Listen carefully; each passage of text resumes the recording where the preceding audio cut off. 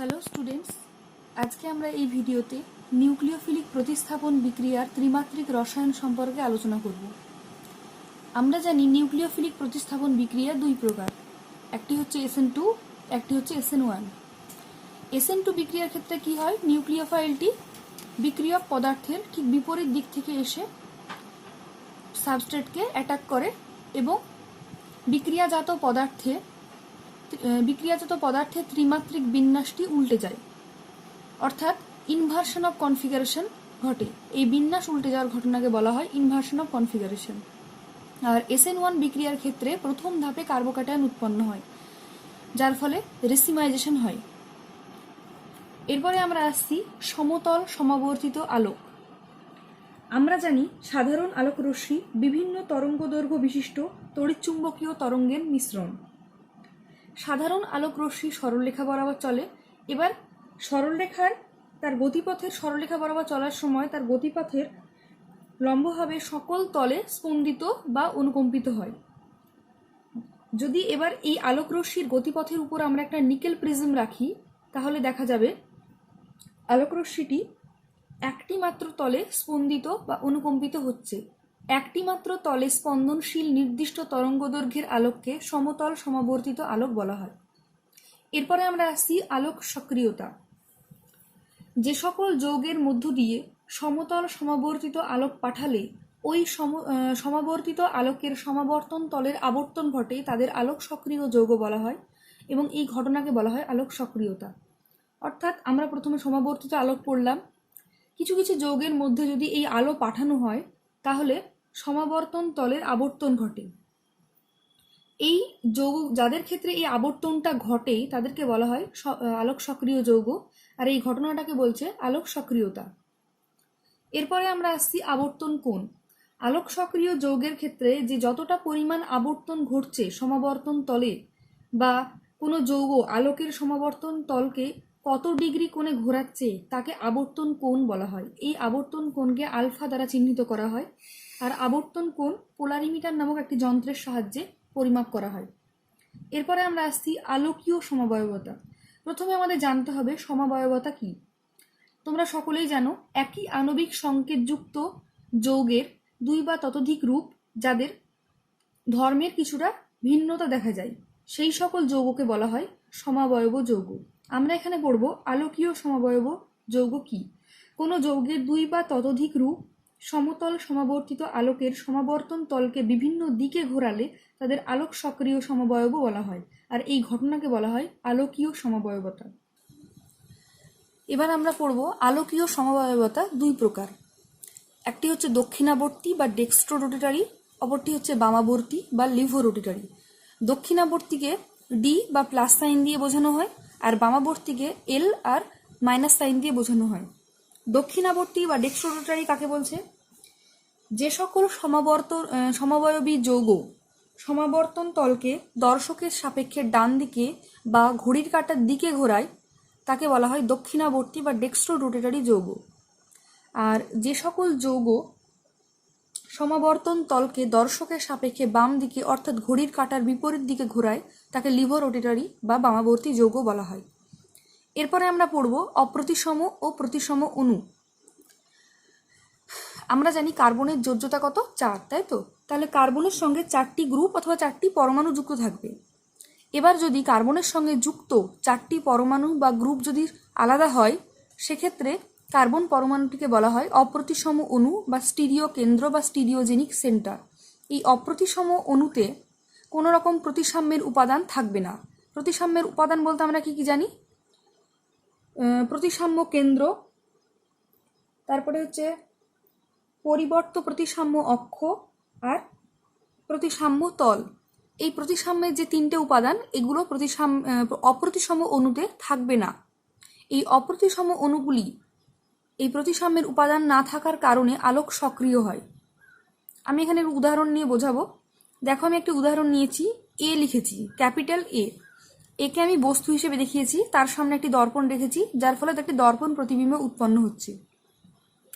অপ্রতিসম অণুর ক্ষেত্রে দর্পণ প্রতিবিম্ব আর বস্তু উপরিপাতযোগ্য হবে না, আর প্রতিসম অণুর ক্ষেত্রে প্রতিসম অণুর ক্ষেত্রে প্রথমে মনে রাখতে হবে তোমাদের প্রতিসাম্যের উপাদানগুলি কোনো না কোনো উপাদান একটি না একটি থাকবেই, আর এই প্রতিসম অণুগুলি আলোক নিষ্ক্রিয় হয়।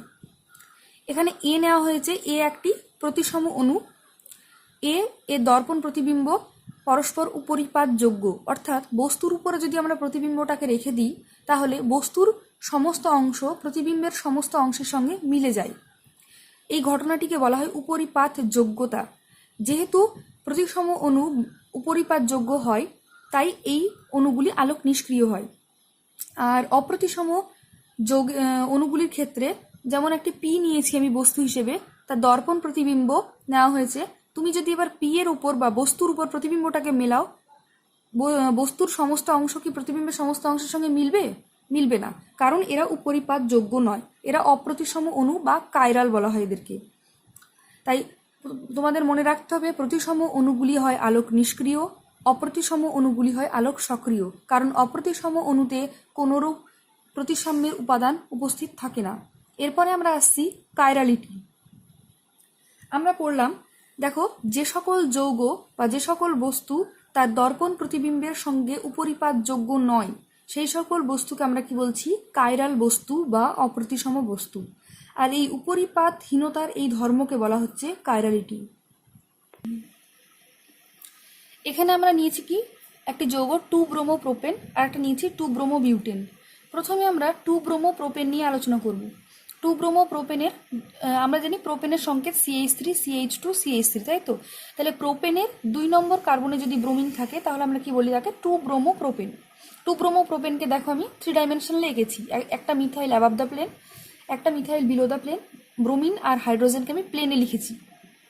এবার দেখো 2-ব্রোমোপ্রোপেনের সামনে যৌগটি লিখে, যৌগটিকে আমি এ দিয়ে ডিনোট করেছি, তার সামনে আমি একটা দর্পণ দিয়েছি, তাহলে দর্পণ প্রতিবিম্ব আমরা বি পেয়েছি, তাই তো? এবার আমরা যদি এই দর্পণ প্রতিবিম্ব বি এর কার্বন হাইড্রোজেন CH বন্ধন বরাবর আমরা যৌগটাকে 180 ডিগ্রি কোণে ঘোরাই, তাহলে কি হবে? ব্রোমিনটা এদিকে চলে আসবে। এই বরাবর ঘোরাচ্ছি কার্বন হাইড্রোজেন, জাস্ট মনে করে এই বরাবর একটা অক্ষ আছে, মলিকুলটাকে আমরা এইভাবে ঘুরিয়ে দিচ্ছি, তার মানে কি মিথাইলগুলো এদিকে চলে আসবে আর ব্রোমিনটা এদিকে চলে যাবে, তাই তো? তাহলে সি উৎপন্ন হচ্ছে। এবার দেখো এ আর সি সম্পূর্ণ উপরিপাত যোগ্য। যদি এ আর সি সম্পূর্ণ উপরিপাত যোগ্য হয় তাহলে যৌগটি কি হবে? প্রতিসম অণু, অর্থাৎ অ্যাকাইরাল অণু। তুমি আবার এটাও খেয়াল করতে পারো, আমি সংজ্ঞায় বলেছিলাম যদি কার্বন পরমাণুর সঙ্গে যুক্ত গ্রুপ বা পরমাণুগুলি আলাদা হয়, সবগুলোই আলাদা হতে হবে, তবেই কিন্তু অপ্রতিসম হবে। এখানে দেখো দুটো মিথাইল একই, তাহলে আমরা প্রথমেই বলতে পারি এই যৌগটি কি? প্রতিসম, অপ্রতিসম নয়। আর তারপরে উপরিপাতহীন, এখানে উপরিপাত যোগ্য হচ্ছে এই দুটি যৌগ, তার মানে কি এই যৌগটি অ্যাকাইরাল বা প্রতিসম। এরপরে আমরা আসছি আরেকটি উদাহরণ নিয়ে, 2-ব্রোমোবিউটেন। বিউটেনের 2 নম্বর কার্বনে ব্রোমিন আছে। এবার দেখো আমরা এটাকে 3 ডাইমেনশনালে লিখেছি, ইথাইল গ্রুপটাকে অ্যাবাভ দ্য প্লেন, মিথাইলটাকে বিলো দ্য, আর হাইড্রোজেন আর ব্রোমিনকে প্লেনে লিখেছি। এবার এখানে একটা দর্পণ নিয়েছি, দর্পণ প্রতিবিম্ব ই উৎপন্ন হয়েছে। সেম আগের মতো কার্বন হাইড্রোজেন বরাবর বন্ড বরাবর আমরা মলিকুলটাকে ঘোরাচ্ছি। যদি আমরা কার্বন হাইড্রোজেন বন্ড বরাবর কোনো অক্ষ কল্পনা করে 180 ডিগ্রি কোণে মলিকুলটাকে ঘোরাই তাহলে কি হবে? ব্রোমিনটা এদিকে চলে যাবে, মিথাইল আর ইথাইল গ্রুপগুলো সামনের দিকে চলে আসবে। এবার তোমরা খেয়াল করো ডি আর এফ কি উপরিপাতযোগ্য? তোমাদের মনে রাখতে হবে যদি উপরিপাতযোগ্য হয় তাহলে কিন্তু মলিকুলটা কাইরাল বা অপ্রতিসম হবে না, মলিকুলটা হবে প্রতিসম। এখানে কিন্তু দেখো ডি আর এফ উপরিপাতযোগ্য নয়, কারণ এখানে অ্যাবাভ দ্য প্লেনে কি আছে? ইথাইল গ্রুপ, এখানে কি আছে অ্যাবাভ দ্য প্লেনে? Methyl group. তাহলে এই দুটো গ্রুপ তো মিলবে না, তার জন্য এই যৌগ ডি আর এফ স্ট্রাকচারটি উপরিপাতযোগ্য নয়। তার জন্য আমরা বলতে পারি 2-ব্রোমোবিউটেনটি একটি কাইরাল যৌগ বা অপ্রতিসম অণু। এরপরে আমরা কিছু পড়ব প্রতিসাম্যের উপাদান। তোমরা এগুলো ক্লাস 11-এ কিছুটা পড়েছো, তা আমি একটু সংক্ষেপে বলে দেওয়ার চেষ্টা করছি। প্রতিসাম্যের উপাদান 3টি: প্রতিসাম্য তল, প্রতিসাম্য কেন্দ্র ও পরিবর্ত প্রতিসাম্য অক্ষ। প্রথমে আসছি প্রতিসাম্য তল। দেখো প্রতিসাম্য তলে আমি একটি উদাহরণ নিয়েছি, টার্টারিক অ্যাসিড। প্রথমেই তোমাদের আমি একটা সংজ্ঞা বলছি, প্রতিসাম্য তল বলতে কি বোঝায়? কোনো অণু বা যৌগ মধ্যস্থ একটি তল। প্রতিসাম্য তল হলো এমনই একটি তল যা বস্তুকে সমান দুটি অংশে সমদ্বিখণ্ডিত করে এবং দুটি অংশ পরস্পরের দর্পণ প্রতিবিম্ব হয়। এখানে আমি একটা টার্টারিক অ্যাসিড নিয়েছি। টার্টারিক অ্যাসিডের সংকেত হচ্ছে COOH, CHOH, CHOH, COOH। এখানে দেখো স্টার চিহ্নিত কার্বনগুলি হচ্ছে অপ্রতিসম কার্বন। কারণ কি, 4টি গ্রুপ আলাদা, একটি হচ্ছে COOH, একটি হাইড্রোজেন, একটি OH আর একটি হচ্ছে এই গ্রুপটি। তাহলে 4টি গ্রুপ আলাদা। তেমনি সেম এই কার্বনটার ক্ষেত্রেও 4টি গ্রুপ আলাদা। এবার আমি টার্টারিক অ্যাসিডকে ফিশার প্রজেকশন নামে লিখেছি। ফিশার অভিক্ষেপে লেখার সময় দেখো একটা স্ট্রাকচারে দুটো OH ডান দিকে রেখেছি, একটা স্ট্রাকচারে দুটো OH অপোজিট দিকে বা বিপরীত দিকে রেখেছি। যে স্ট্রাকচারে দেখো দুটো OH ডান দিকে আছে সেখানে আমি একটা ডটেড লাইন দিয়ে একটা লাইন রেখেছি, তার পাশে লিখেছি প্রতিসাম্য তল। এটিকে সিগমা দ্বারা ডিনোট করা হয়। এই তল বরাবর তুমি যদি একটা প্লেন কল্পনা করো বা তল কল্পনা করো, দেখা যাবে এখানে তুমি দর্পণ রাখি, এই তাহলে কি হবে, এটা এই অংশটা দর্পণ প্রতিবিম্ব এটি হবে, তাই তো? তুমি এখানে একটা দর্পণ কল্পনা করো। যদি দর্পণ কল্পনা করা হয় তাহলে এই অংশটি দর্পণ প্রতিবিম্ব, এই অংশটা হবে। তার জন্য এই তলটা এই বরাবর একটি প্রতিসাম্য তল আছে বলে কল্পনা করা হয়। কোনো যৌগে যদি একাধিক কাইরাল সেন্টার থাকা সত্ত্বেও যৌগটি একাইরাল হয়, কোনো যৌগে যদি একাধিক কাইরাল সেন্টার থাকা সত্ত্বেও যৌগটি যদি একাইরাল হয় তাহলে সেই যৌগকে বলা হয় মেসোযৌগ।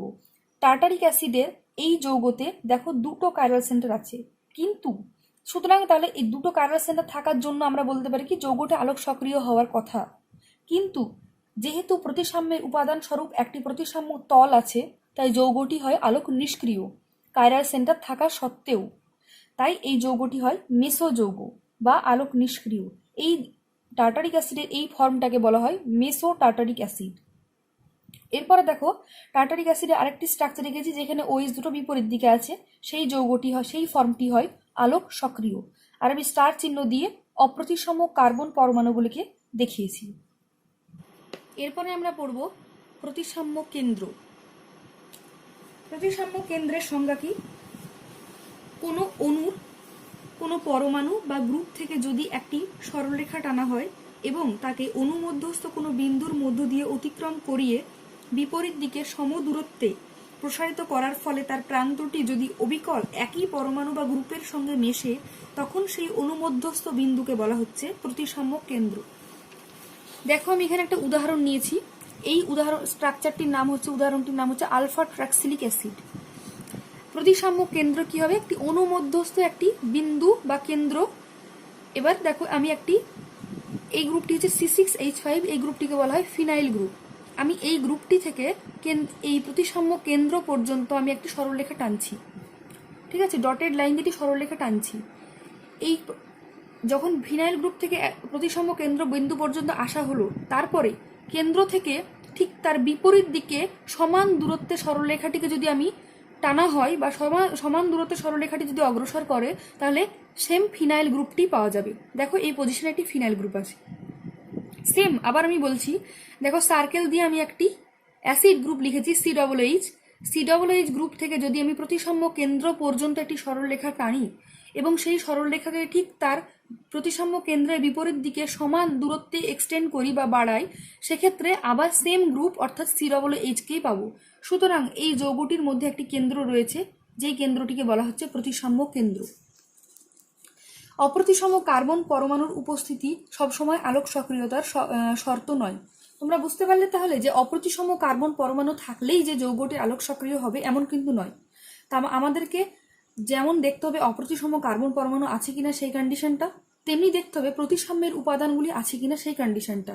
যদি প্রতিসাম্যের উপাদান বর্তমান থাকে যৌগের মধ্যে, তাহলে সেই যৌগটি আলোক সক্রিয় হবে না। এরপরে আমরা পড়ব এনানসিওমার কি। একজোড়া ত্রিমাত্রিক সমবয়বী যৌগ, একজোড়া ত্রিমাত্রিক সমবয়বী যৌগ যারা একে অপরের দর্পণ প্রতিবিম্ব হয়। একজোড়া ত্রিমাত্রিক সমবয়বী যৌগ যারা একে অপরের দর্পণ প্রতিবিম্ব হয়, এদেরকে বলা হয় এনানসিওমার। এখানে আমি একটা সংকেত নিয়েছি, দেখো স্ট্রাকচার রেখেছি ল্যাকটিক অ্যাসিড। ল্যাকটিক অ্যাসিডে দেখো দুটি আমি স্ট্রাকচার রেখেছি। একটি OH ডান দিকে রয়েছে, তার দর্পণ প্রতিবিম্ব নিয়েছি যেখানে এই যৌগটি বা এই স্ট্রাকচারটি উৎপন্ন হয়েছে। এই যে ল্যাকটিক অ্যাসিড এবং তার দর্পণ প্রতিবিম্ব দুটো হচ্ছে, তাই এই যে এক জোড়া বস্তু এবং তার দর্পণ প্রতিবিম্বকে একসঙ্গে বলা হচ্ছে এনানসিওমার। এরপরে আমরা পড়ব ডায়াস্টিরিওমার। ডায়াস্টিরিওমার হলো এক ধরনের সমবয়বী যৌগ। একজোড়া সমবয়বী যৌগ, কিন্তু তারা দর্পণ প্রতিবিম্ব সম্বন্ধযুক্ত নয়। এখানে যখন আমরা এনানসিওমার পড়েছিলাম, তারাও একজোড়া সমবয়বী যৌগ হয়েছিল, কিন্তু তারা দর্পণ প্রতিবিম্ব সম্বন্ধযুক্ত, একে অপরের দর্পণ প্রতিবিম্ব। কিন্তু ডায়াস্টেরিওমারের ক্ষেত্রে তোমাদের মনে রাখতে হবে এরা দর্পণ প্রতিবিম্ব নয়। সাপোজ একটি উদাহরণ নিয়েছি আমি, দেখো এক্ষেত্রে 2 ব্রোমো 3 ক্লোরো 1 2 3 পেন্টেন, তাই তো 5টা কার্বন আছে, তাই পেন্টেন। এই যৌগটির সামনে তুমি যদি একটি দর্পণ রাখো এই বরাবর, তাহলে কি এই যৌগটি উৎপন্ন হবে? হবে না, কারণ তারা দর্পণ প্রতিবিম্ব সম্বন্ধযুক্ত নয়। এক্ষেত্রে দেখো দুটো ব্রোমিনই একদিকে আছে, একটি ব্রোমিন একটি ক্লোরিন, দুটো পরমাণু একই দিকে আছে, কিন্তু এক্ষেত্রে দেখো ব্রোমিনটা ডান দিকে, ক্লোরিনটা বাম দিকে আছে। তার জন্য এরা কখনোই দর্পণ প্রতিবিম্ব সম্বন্ধযুক্ত হবে না, তাই এই যৌগগুলিকে বলা হচ্ছে ডায়াস্টেরিওমার। এরপরে আমরা পড়ব রেসিমিক মিশ্রণ। দুটি এনানসিওমারের সম আণবিক পরিমাণের মিশ্রণকে বলছে রেসিমিক মিশ্রণ। আর এই রেসিমিক মিশ্রণ উৎপন্ন হওয়ার ঘটনাটাকে বলছে রেসিমাইজেশন। একটি এনানসিওমার, এই যে ল্যাকটিক অ্যাসিডের দুটো এনানসিওমার রয়েছে, মানে এক জোড়া, এই দুটোকে একসাথে এনানসিওমার বলা হচ্ছে। যদি মনে করো এটি 50% উৎপন্ন হচ্ছে বা 50 ভাগ, এটিও 50 ভাগ, সম আণবিক পরিমাণ, এটা যদি 50 হয় তবে এটাও 50, তবে সেই মিশ্রণটাকে বলা হচ্ছে রেসিমিক মিশ্রণ।